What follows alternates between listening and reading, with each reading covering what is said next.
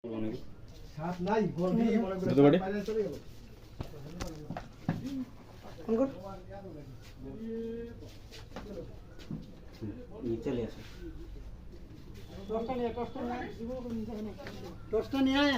আসো টসটা নিয়ে তো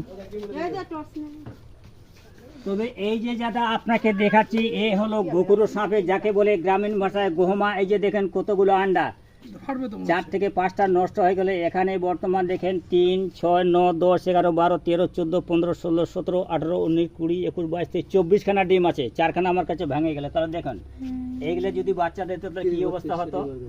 এটা দেখাচ্ছি আপনাকে। এই যে দেখুন এ কিন্তু ভিতরে বাচ্চাও হয়ে গেছে। আপনারা ঘৃণা করবেন না, আমরা সাপকে ঘৃণা করি না। এই যে দেখেন, এই যে দেখুন, এই যে দেখতেছেন, এই যে আর 20-25 দিন হলে এ বাচ্চা ফুটে বাড়ায় যেত।